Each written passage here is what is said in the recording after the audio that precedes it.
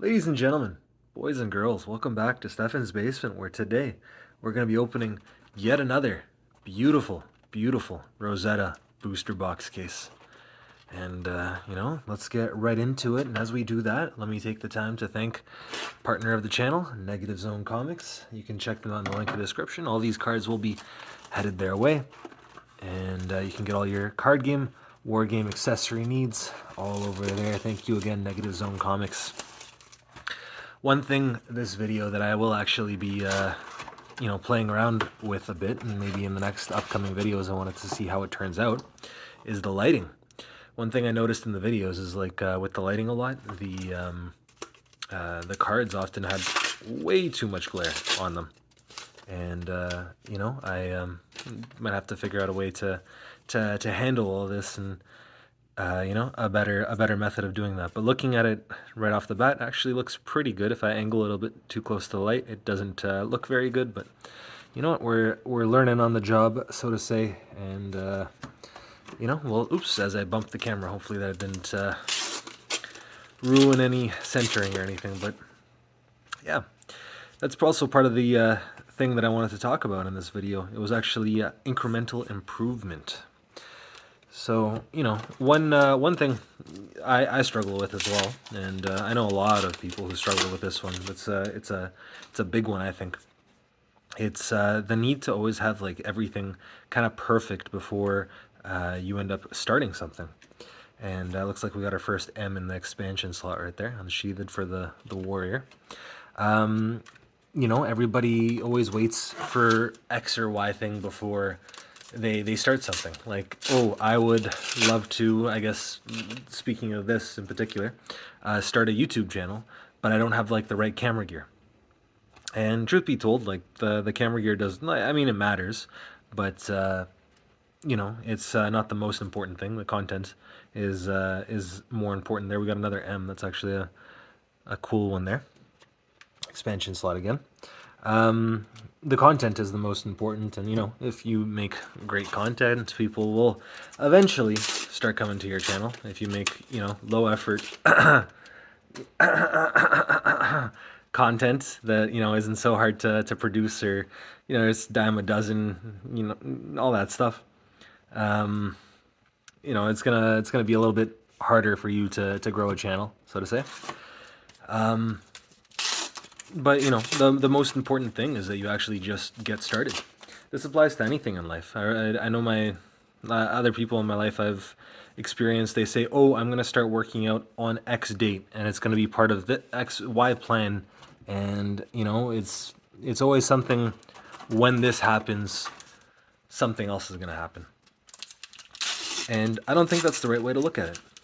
It's everything's a learning experience, so to say, and everything is part of the experience that you have to build for yourself as you go through life. And don't get me wrong, it's good to look at other people's experience and learn from them as well. But sometimes without like the practical experience, you'll never know, right?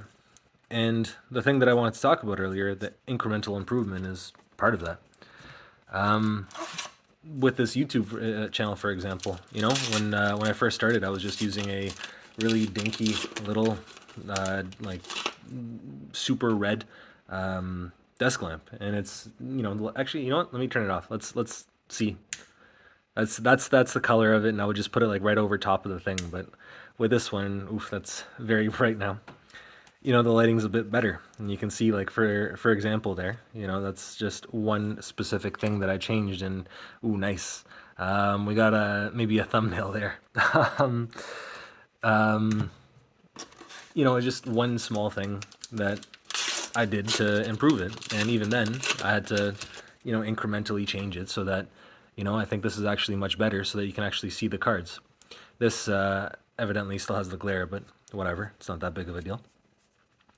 Oh, we got another M there, a plow under.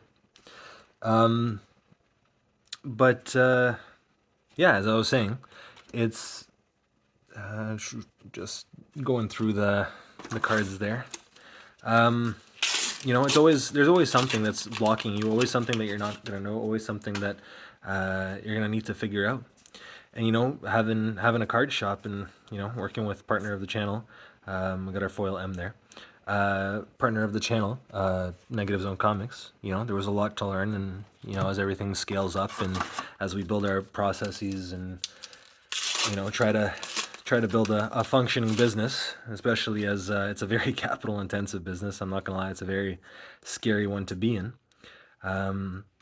It's there's a lot of learning going through that whole process, and it's easy to just look at it from the sidelines and I don't know, judge or wonder what could have been, or I don't get these cards. I'll get into that later.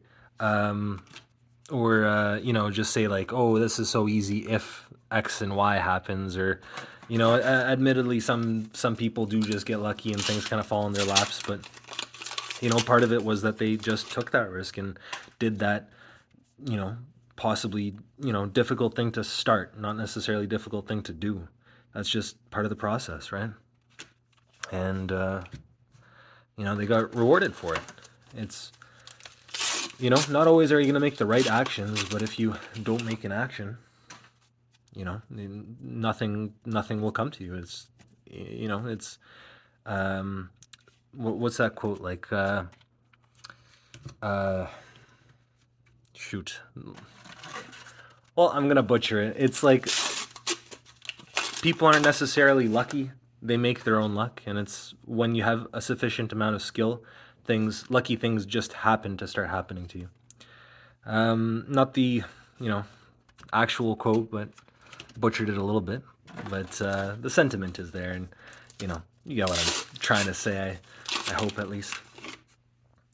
But yeah, as I was saying, like it's one thing to constantly be negative or pessimistic, or just constantly planning things out and never taking action, or just hoping for a better future, hoping to get lucky, or hoping for, really, regardless of what it is, anything really. And it's I don't know how to put it.